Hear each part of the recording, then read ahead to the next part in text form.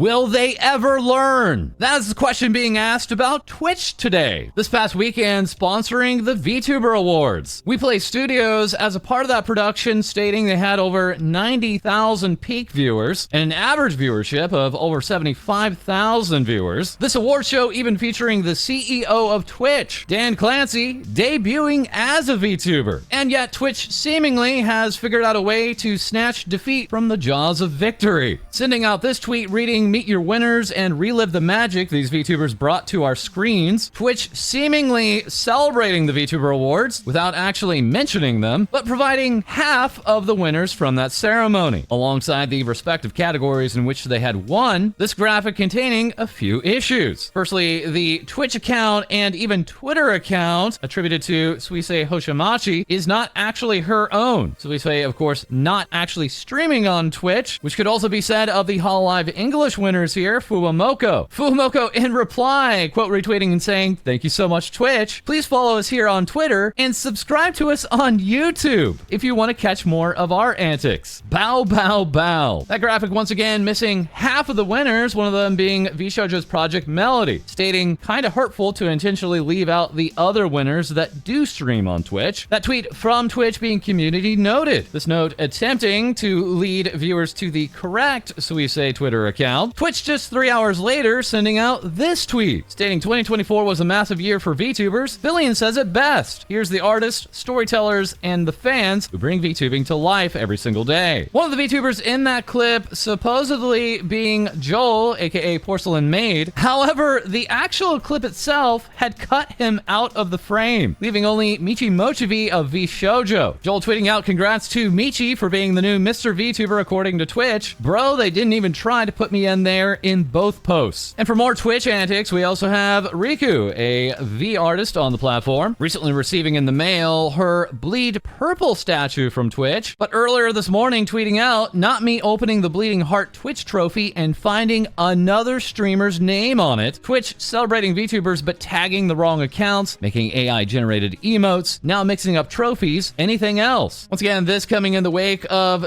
this tweet from Twitch featuring this AI-generated emote. Neander's on stream taking it upon herself to make her own better version of the emote within just 3.5 minutes. And further having fun with the platform was Tina the Terror. This VTuber tweeting out, "I was banned for fraud and I don't have any idea what I've done wrong and it auto-declined my appeal. I have never charged back or encouraged anyone to do so, nor have I ever botted my account. Heck, I don't even think I've ever been bot rated." This being due to an inexplicable ban wave in which numerous live streamers and VTubers were banned for quote-unquote fraud. Tina further sharing this message from Twitch reading, "Your account was suspended indefinitely due to displaying signs of fraudulent activity." The VTuber continuing on, "I feel sick. I tried to appeal my ban and it immediately rejected my appeal and tried sending me to the help center, but then I enter the options it suggests and it just redirects me back to my declined appeal." Bans on Twitch for VTubers recently applying also to one of the biggest VTubers around. Kanai being not only one of the largest Niji Sanji Japan VTubers, but arguably one of the biggest in the world, recently tweeting, "I got banned from Twitch for some reason, so I'll end it here for now. Judging from the content, it seems like it was a mistaken ban, so I'll resume if they deal with it. I'll report back if there's any progress. For now, I'll leave it to the management. See you tomorrow." Also, as far as new features on Twitch, here we have Mr. Byte showing off this screenshot. "Hey Twitch, some feedback for you. This makes me feel less of an incentive to gift subs because I feel like something I had earned is now being taken away without notice and I'm being extorted into forking over more money to keep it." This message to Mr. Byte saying, "Gift again to reset the countdown. 2,000 gifts badge is inactive." Mr. Byte continuing on, some additional examples. Also, the second image shows this quote-unquote feature is bugged because that was the first time I ever gifted subs in the given channel. That being on the channel of VShojoJP's Hestia Happiness. This message reading, "You reactivated your gifts badge." Well, lastly, regarding Twitch, we also have K.exe being a part of that fraud ban wave and commenting, "Bruh, I haven't streamed on Twitch in months. How did I get banned?" But oh no, it's not just Twitch having all the fun, as now we turn to YouTube. Firstly, checking in with voice actress and VTuber Cottontail, receiving this message from YouTube saying, "We have reviewed your content and found severe or repeated violations of X and Udity policy. Because of this, we have removed your channel from YouTube." Cottontail saying, "You deleted my ASMR channel from YouTube after removing a single video. Said video video did not have any X or nudity in it. I sincerely hope this was a mistake, as my channel did not deserve to get deleted off YouTube. Please fix this, thanks. That also brings us back to L, the indie dorky lewd bun, earlier having her YouTube channels, plural, removed due to quote-unquote violating spam and deceptive practices and scams policies for YouTube. L saying, my YouTube channels were terminated without warning for spam and deceptive practices despite following all guidelines. Appeals for my main channel and VOD channel were rejected, but my shorts channel was reinstated, proving this may have been a mistake. L updating TVS, she is still working to restore her YouTube channels. Well, we also have the shrimp VTuber Ebi, showing that she has been removed from YouTube, remarking my Christmas present from Team YouTube, the termination of my entire channel. Here's what happened. I received a strike, appealed it, and they supposedly quote-unquote reviewed it. The strike was lifted, but then 1 minute later, I received an email that my account was terminated. I've appealed and have been rejected. How can a platform preach fairness and transparency while pulling stunts like this? They expect creators to adhere to their vague and changing guidelines, yet they can't even uphold consistent standards for their own processes. Meanwhile, people exploit the system with mass reporting campaigns, weaponizing the platform's flawed enforcement to silence creators unfairly. This feels targeted, plain and simple. Years of effort, dedication, and a thriving community of 20,000 wiped out with no real explanation. And for what? A flawed system that's more interested in silencing creators than supporting them. It's disheartening and infuriating that creators are treated as disposable, even after pouring their hearts into building something meaningful. Team YouTube replying, it looks like you've already appealed and received an email outlining the final decision. We know it wasn't the outcome you were hoping for, but there's nothing more we can do on our end. As these decisions are made very carefully, appreciate your understanding. Ebi here sharing, going through the 5 stages of grief in 1 minute by email, receiving the decision on the appeal, being told about their now age-restricted content, and how their channel had been removed entirely from YouTube. As once again, just very quickly in review, we also did have Kyoretsu receiving this from YouTube saying, we think your content didn't follow our policy on violent criminal organizations. Kyoretsu saying, I'm so sorry for promoting violent criminal organizations with my cover of an already existing popular song, YouTube. And upon appealing, receiving this message saying, we've reviewed your Pumped Up Kicks cover again and confirmed that its content is not permitted under the following policy of violent criminal organizations policy. Team YouTube telling them, heard back and confirming the video will remain down for violent extremists or criminal organizations policy. Kyoretsu replying, all it was is my cover from 4 years ago of the song Pumped Up Kicks, with a drawn illustration of a girl fitting the lyrics. The original song and all sorts of versions and memes are still available on YouTube. As who has also had issues with YouTube are various members of Idol. Ceres Soulstorm here, revealing I'm demonetized. I'd like to personally extend my apologies to my community, my scallywags, whose memberships have been put on hold. Management is currently working their hardest to try and investigate and solve the issue. I humbly ask for your patience and understanding during this time. I know this is a little sudden, especially considering I was on a break for my health, but I'll be doing my best to try and find alternatives to deliver y'all the content that you've paid for. YouTube saying to Ceres